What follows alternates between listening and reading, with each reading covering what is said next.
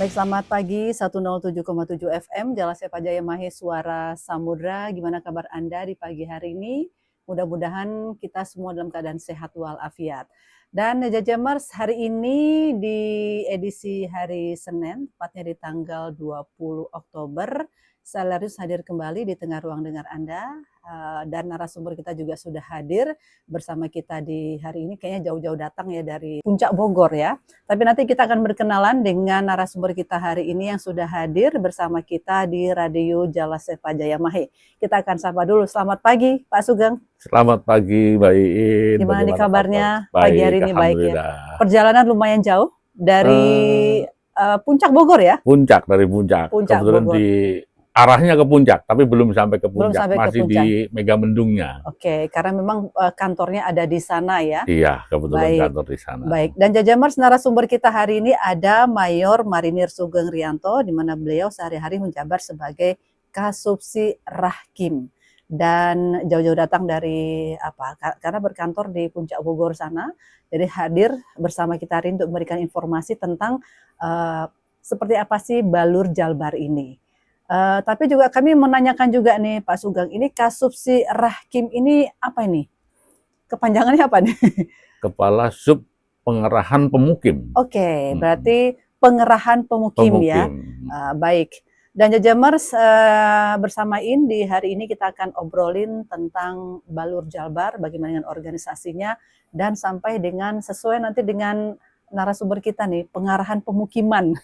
Tapi sebelumnya kita akan tanya dulu nih, sebenarnya apa sih Pak Sugeng yang menjadi tugas pokok dari Balur Jalbar ini? Karena kan setahu kita memang Balur ini ada dua ya, ada di wilayah barat seperti sekarang, dan juga ada di wilayah timur. Nah, dan kebetulan kita nih berada di wilayah barat, ada namanya Balur Jalbar. Nah, Pak Sugeng bisa menyampaikan kepada Jajamers kita apa sih yang menjadi tugas pokok dari Balur Jalbar ini? Monggo. Oke, Mbak. Selamat siang kepada seluruh Jajamers. Kebetulan pada siang hari ini saya diberi kepercayaan untuk memberikan sekelumit informasi tentang apa sih Balur itu. Ya. Balur memang merupakan suatu UPT di bawah Diswat, unit pelaksana tugas di bawah Diswat, yang memang UPT di bawah Diswat ada dua, yaitu tadi di Balur Jalbar yang berada di Megamendung, kemudian Balur Jatim berada di Surabaya. Itu jadi ada dua UPT. Kebetulan Balur Jalbar selaku UPT dari Diswat, tugas dan fungsinya Balur secara umum adalah sebagai badan penyalur terhadap tenaga kerja Angkatan Laut, khususnya orang-orang yang menjelang purna.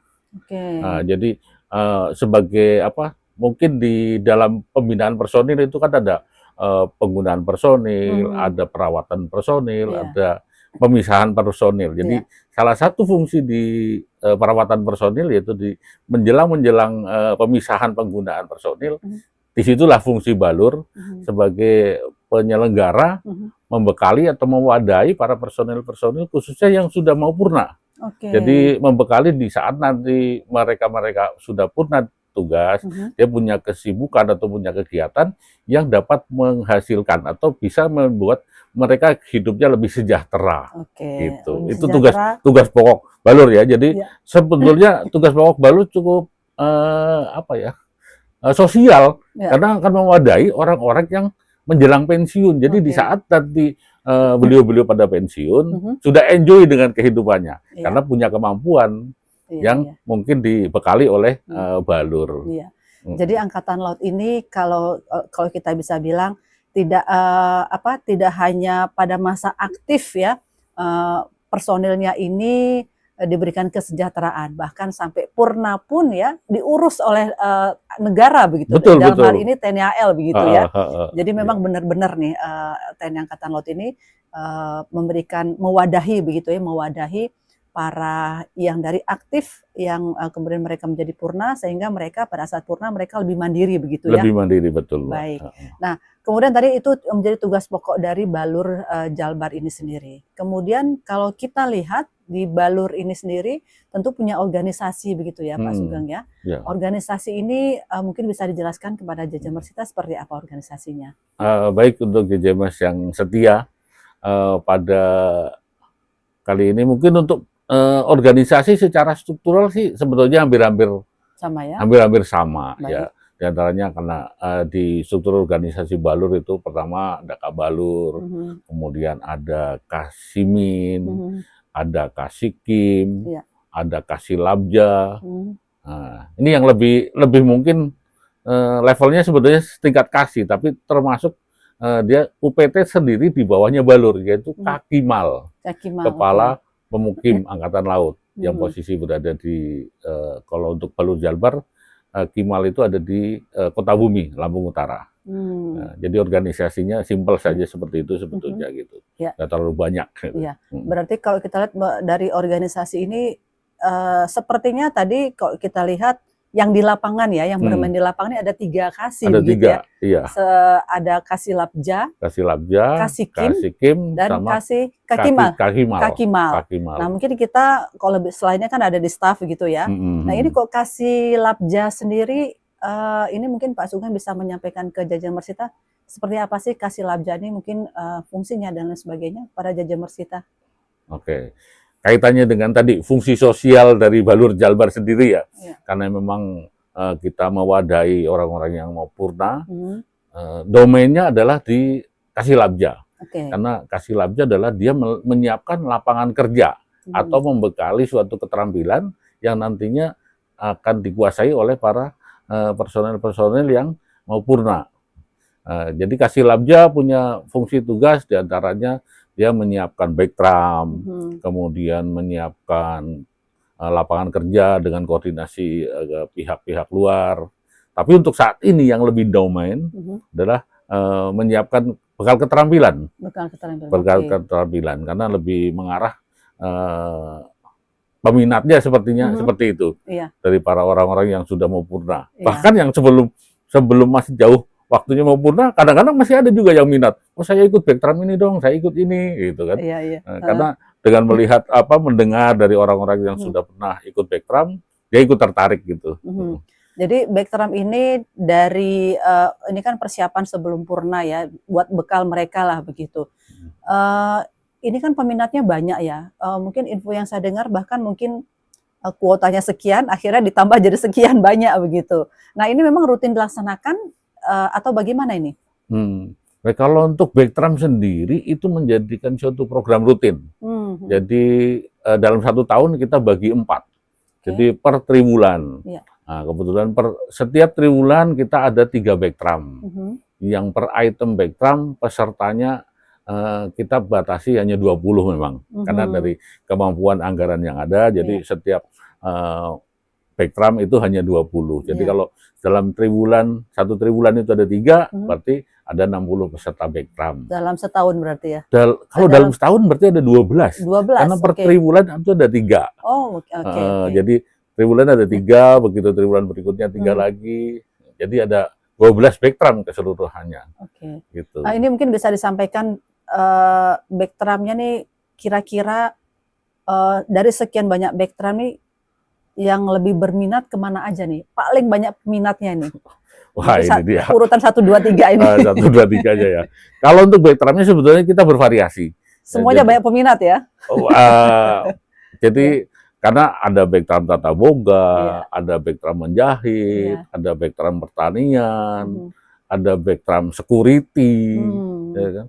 Ada backdrum belakangan ini ada berapa kali ada backdrum ini kopi barista.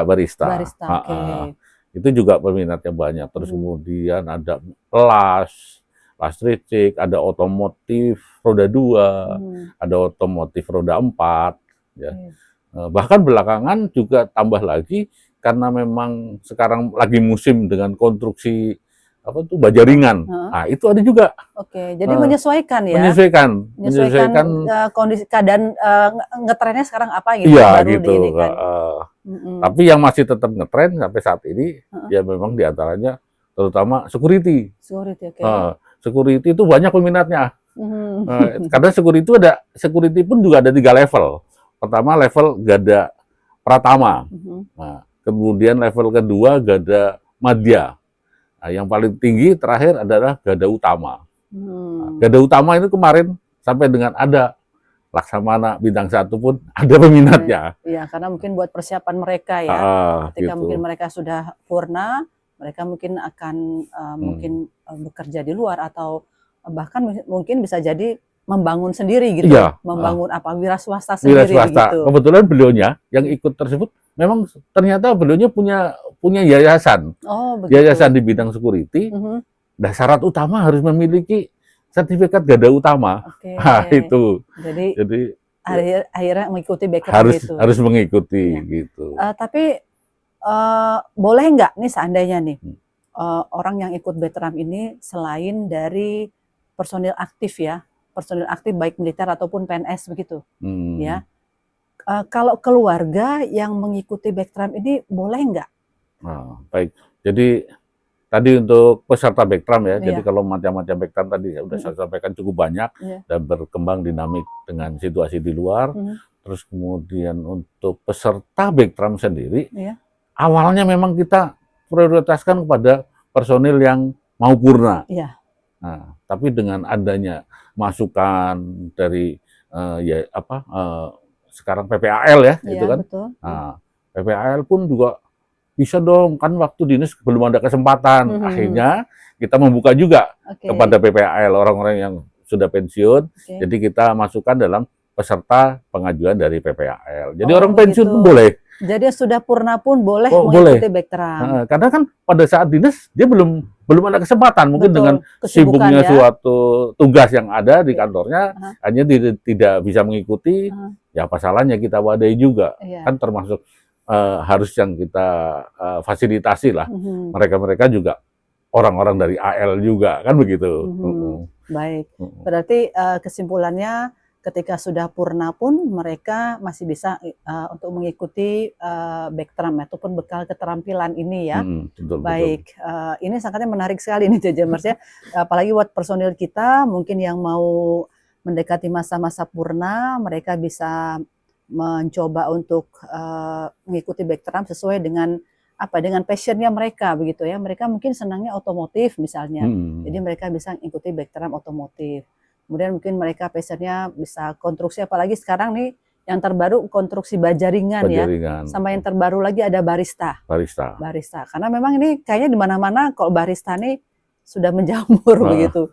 Jadi banyak sekali orang yang membuka kafe-kafe atau warung kopi, sehingga mungkin mereka harus punya modal, harus punya ilmu, bukan modal ya.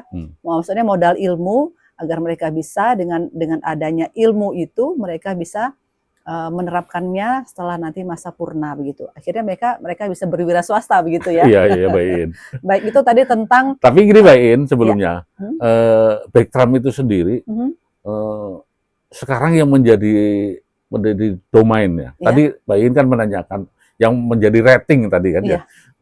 Rating pertama memang untuk security. Baik Gada Madya, Gada Pratama, Gada Madya maupun Gada Utama. Itu rating pertama paling itu. Pertama ya, paling banyak diminati begitu ya. Karena terutama banyak marinir itu terutama itu kan.